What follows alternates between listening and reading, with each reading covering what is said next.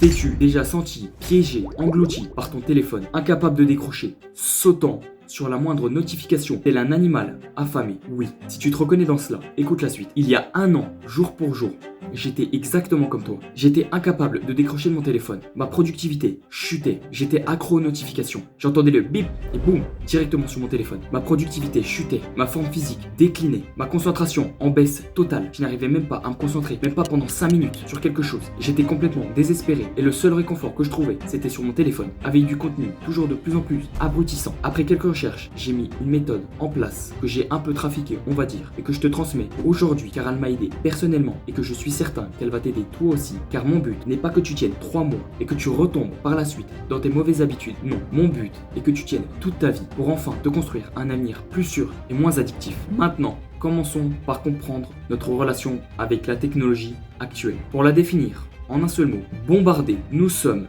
constamment bombardés de stimuli numériques qui nous abrutissent chaque jour. Entre la publicité et les réseaux sociaux, on a de quoi devenir fou. Les hôpitaux psychiatriques se remplissent de plus en plus et personne n'en parle. Si aujourd'hui tu es anxieux, dépressif, insomniaque et que tu as des problèmes de concentration, ne cherche pas le coupable, il est directement dans ta main. Mais tout n'est pas perdu, au contraire. Si tu réduis ton temps d'exposition aux écrans et que tu retrouves un équilibre, tu retrouves une relation saine avec la technologie, tu peux retrouver un semblant de vie sociale et un équilibre mental et physique. Pour commencer, il y a 2 types de profils que j'aimerais distinguer dans cette méthode. Le premier profil, si tu te reconnais là-dedans, c'est une personne qui, dès le lever, ne peut pas s'empêcher de regarder son téléphone. À peine sortie du lit, la première chose qu'elle fait, c'est regarder son téléphone, regarder ses notifications, regarder si elle n'a pas reçu de messages, de mails, etc. Même pas très important, que ce soit urgent ou pas, qu'elle attendait un appel ou pas, ça n'a rien à voir. Juste, elle a l'habitude de regarder ses mails, ses messages dès le lever. Et si tu te reconnais dans ce premier profil, ce que je t'invite, et la première chose que tu dois faire et que tu dois noter dans ton carnet et pas sur ton téléphone, si tu es assez déterminé et que tu veux rajouter du piquant dans cette vidéo,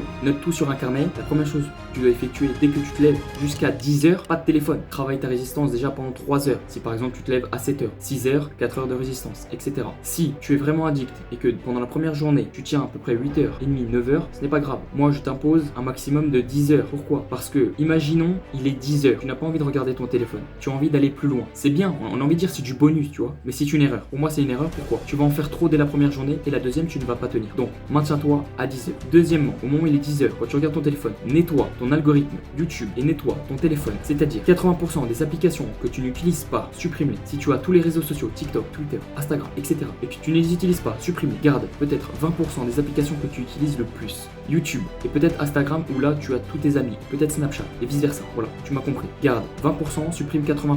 Deuxièmement, dans le 20%, nettoie tout l'algorithme. C'est-à-dire, il y a forcément des domaines qui t'intéressent et qui sont pertinents. Peut-être que tu es intéressé par la technologie, le monde des entreprises, des entrepreneurs, le sport, la compétition, etc. Il y a forcément un domaine qui t'intéresse. Peut-être qu'à l'école, tu étais plus intéressé par le français que les mathématiques, etc. Travaille tes qualités, tes points forts. Et tu peux également travailler tes faiblesses, bien sûr. Mais si tu as des points forts dans tel domaine, travaille-les pour développer une compétence, pour ensuite peut-être la rémunérer par la suite. Mais ce n'est pas le sujet d'aujourd'hui, mais ça peut te donner une idée. Voilà, ça c'est pour le premier profil. Donc, premièrement, pas de téléphone du lever jusqu'à 10 heures. Ensuite, nettoie ton algorithme, nettoie ton téléphone, supprime 80%, garde 20% et nettoie les 20% de contenu pertinent et supprime le divertissement. Garde peut-être même, voilà, si on veut exploiter au mieux la loi de Pareto, garde 20% de contenu divertissant et prends que 80% de contenu pertinent. Voilà. Comme ça, quand tu arrives sur ton accueil YouTube, t'as que des vidéos peut-être pertinentes et peut-être que vraiment, faut vraiment que tu ailles vraiment en bas pour trouver peut-être une vidéo de Squeezie parce que t'aimes bien les threads d'horreur, bref, pour donner des exemples. Le deuxième profil est un peu plus subtil. C'est des personnes qui n'ont pas vraiment d'attrait pour le téléphone. Par exemple, dès le lever, ne regardent pas leur téléphone, elles ne sont pas l'envie de le regarder directement. Cependant, elles utilisent les temps morts pour justement regarder leur téléphone. C'est-à-dire que peut-être pendant 2 heures, elles vont travailler et ensuite, pendant les temps morts, vont regarder leur téléphone. Ça, je parle de la matinée. L'après-midi, c'est moins grave pour moi. Mais la matinée, c'est grave. Parce que la matinée, c'est là où tu as le plus d'énergie et tu es le plus productif. Et si tu utilises tes temps morts pendant la matinée à regarder ton téléphone, l'après-midi, tu peux être sûr à 100% que tu vas être, j'ai pas envie de dire mort, mais tes réserves d'énergie et de volonté vont être au plus bas. Ton téléphone a regardé déjà du contenu divertissant le matin, il voudra en regarder l'après-midi. Il marche comme ça, ça. Il ne retient pas il ne veut pas être tout le temps productif, le cerveau. Il préfère être plus diverti toute la journée que être productif toute la journée. Malheureusement, ça marche comme ça. Donc, pendant la matinée, ne regarde pas ton téléphone. Du lever jusqu'à midi. Ça, je compte les temps morts parce que le deuxième profil, peut-être dans la matinée, a beaucoup de temps morts. Donc, ça rajoute des heures dans sa matinée. Donc, par exemple, dans la matinée, peut-être que la pause du midi, elle va regarder son téléphone. C'est pour ça que je dis midi. Ou sinon, peut-être les pauses café. Peut-être qu'elle a 2 pauses café dans la matinée. Donc, au lieu de regarder ton téléphone, lis un livre, achète-en un dans la librairie, prends-en un gratuitement dans la bibliothèque, trouve un moyen de te divertir sans internet. Mentalité Cal Newport dans Deep Work, c'est une règle fondamentale, ne pas se divertir avec internet, surtout le matin. L'après-midi, comme je le répète, c'est moins grave, mais la matinée, très important. C'est là où tu as le plus d'énergie, où ta réserve de volonté est au maximum. Donc,